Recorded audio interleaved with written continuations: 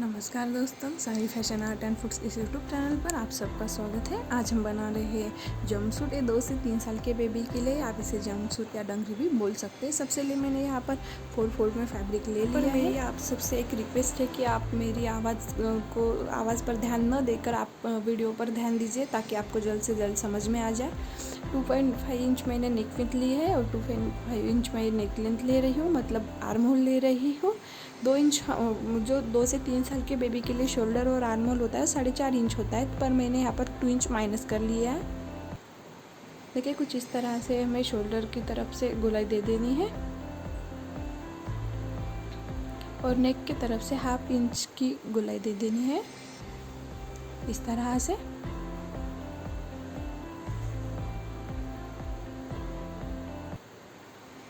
देखिए इस तरह से 4.5 इंच बेबी का शोल्डर और आर्म होल होना चाहिए, इसलिए मैंने 2 इंच छोड़ दिया है। यहाँ पर बेल्ट लगाएंगे। 9 इंच टॉप लेंथ ली है। 1 इंच मैंने एक्स्ट्रा सीम अलाउंस के लिए लिया है ताकि दोनों की तरफ सिलाई में चला जाएगा। यहाँ पर बेबी की चेस्ट और वेस्ट का मार्किंग नहीं करना है, सिर्फ हमें फिटिंग करते समय शोल्डर की तरफ से फिटिंग करते हुए सिलाई लगा लेनी है आपके हिसाब से। इस तरह से मैंने 2 पार्ट बना लिए। देखिए फ्रंट और बैक निकल आया है। अगर आपको कुछ पूछना हो तो आप कमेंट करके भी बता सकते हैं या पूछ सकते हो, और प्लीज़ मेरे चैनल को सब्सक्राइब करिए। देखिए कुछ इस तरह से मैंने फ्रंट पार्ट को यहाँ पर रख लेना है हमें इस तरह से। फ्रंट पार्ट की हमारा जितना ऊपर का पार्ट आता है उससे उसकी साइड से हमें 2 इंच हमें एक्स्ट्रा लेते हुए जाना है ताकि पैंट की कटिंग अच्छी तरह से हो। देखिए इस तरह से 10 इंच लिया है और यहाँ पर हमें पैंट का मतलब बॉटम का जो लेंथ है वो 8 इंच होता है, तो 2 इंच डबल फोल्ड करके सिलाई में चला जाएगा, इसलिए मैंने 10 इंच लिया है। देखिए यहाँ पर हमें फैब्रिक लेते समय कुछ 1.5 से 2 इंच हमें एक्स्ट्रा लेना है। 8 इंच हमने क्रॉच लेंथ ली है इस तरह से, देखिए मार्क किया है। और यहाँ से 1.5 इंच की गोलाई हमें ज़्यादा 1.5 से 2 इंच इसलिए चाहिए ताकि हम क्रॉस लेंथ की गोलाई अच्छे से दे सके। ये मैंने सिंगलेट बेबी टॉप करके एक वीडियो बनाया था, फ्रॉक करके, वहाँ का वीडियो मतलब वहाँ का फैब्रिक बचा था, इसलिए मैं यहाँ पर डंगरी में यूज़ कर ली हूँ। देखिए इस तरह से मैंने यहाँ पर 8 इंच लिया, यहाँ पर 1.5 इंच की गोलाई दी और यहाँ पर 8 इंच लिया। इस तरह से हमने कटिंग कर ली है और इस तरह से हमें पार्ट को मिलाते हुए इस तरह से सिलाई लगा लेनी है दोनों की तरफ। दोनों की तरफ हमें सिलाई लगानी है। इस तरह से मैंने दोनों की तरफ सिलाई लगा ली है। नीचे की मोहरी की तरफ हमें यहाँ पर डबल फोल्ड करके इस तरह से यहाँ पर भी सिलाई लगा लेनी है। मैंने यहाँ पर 8 इंच लिया था, आप 7 इंच लग करके फिटिंग की सिलाई भी लगा सकते हैं।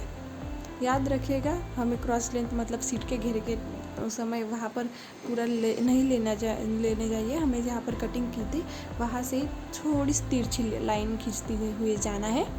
इस तरह से मैंने पैंट रेडी कर ली है। अब हम टॉप पार्ट की तरफ आते हैं। आप चाहो तो आर्म होल पर डबल फोल्ड करके सिलाई भी लगा सकते हो या स्ट्रिप भी लगा सकते हो, पर यहाँ पर हमें अब फ्रंट पार्ट के लिए बटन्स लगा लेने हैं। वो हमने कट नहीं किया था कटिंग करते समय, पर अब कट कर लिया है। देखिए इस तरह से हम जनरली ब्लाउज़ में या ड्रेस में हुक लगाने के लिए करते हैं, उस तरह से हमें सिलाई लगा लेनी है यहाँ की तरफ, और यहाँ ऊपर की तरफ आना चाहिए हमें। ये 2 इंच चौड़ी पट्टी है और 1 इंच हमें ऊपर की तरफ आना। इस तरह से हमें सिलाई लगा लेनी है। इस तरह से दोनों भी साइड्स हमने रेडी कर लिए हैं। देखिए अब हमें बाई स्ट्रिप लेना है, वहाँ से हमें शोल्डर और आर्म की तरफ मतलब नेक पर लेने हैं। हमें यहाँ से नेक पर लेते हुए लेके जाना है और आर्म होल की तरफ हमें कम से कम 6 से 7 इंच लंबी हमें पट्टियाँ रखनी है ताकि हम वहाँ पर नाड़ी बांध सके, नॉट बांध सके। यहाँ से हमें नीचे की तरफ से हमें फैब्रिक लगाकर ऊपर की तरफ लाते हुए सिलाई लगा लेनी है। इस तरह से मैंने रेडी कर लिया है नेक और शोल्डर, नेक और आर्म होल। और यहाँ से हमें 6 से 7 इंच मैंने दोनों की साइड में 4 पट्टियाँ छोड़ दी है। इस तरह से हम पैंट को सीधा सीधा हमारा सीधे की तरफ से हमें इस तरह से, आप देखिए वीडियो में, यहाँ पर डाल देंगे। अगर आपको यहाँ पर पैंट लगाते हुए कन्फ्यूजन हो रही है तो आप पैंट को मतलब दोनों साइड से क्रॉच मतलब मार्क करके यहाँ पर लगा सकते हो। देखिए आप यहाँ चाहो तो आप यहाँ पर मार्किंग करते हुए सिलाई लगा लेना पूरी तरफ से। देखिए यहाँ से कट लगाकर मतलब आपको समझ में आ जाएगा कि सेंटर का पार्ट कौन सा है, वहाँ से आप कटिंग कर लीजिएगा। आप यहाँ से सेंटर निकाल कर सिलाई भी लगा सकते हो। देखिए इस तरह से मैंने सिलाई लगा ली है। तो सबसे पहले मैंने नीचे की तरफ सिलाई लगाई, बाद में ऊपर की तरफ से मैंने प्रेस सिलाई लगाई, ताकि हमें नाड़ी की पट्टी जो हमें स्टिच करनी होती है वहाँ पर हमें दिक्कत ना आए, इजीली हो जाए, इसलिए देखिए इस तरह से रेडी कर लिया है।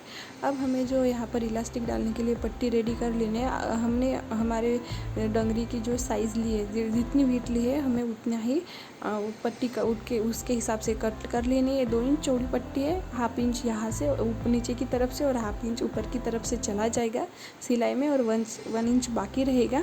तो हमें हाफ इंच की इलास्टिक डाल देनी है इस तरह से।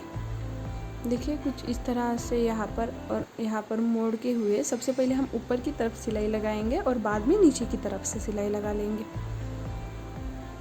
देखिए इस तरह मैंने यहाँ पर एक होल छोड़ दिया है और बाकी की साइड से रेडी कर ली है। अब हमें इलास्टिक लेनी है। बेबी के आपकी जितनी वेस्ट है उससे हमें 2 इंच कम लेना है। मतलब बेबी के यहाँ पर 18 इंच सिलाई है, तो मतलब 18 इंच कमर है, तो हमें 16 इंच लेना है। तो पर यहाँ पर मैं 8.5 इंच चौड़ी मतलब पट्टी ले रही हूँ, ताकि हमें हाफ इंच हमारा इलास्टिक लॉक करने में चला जाएगा।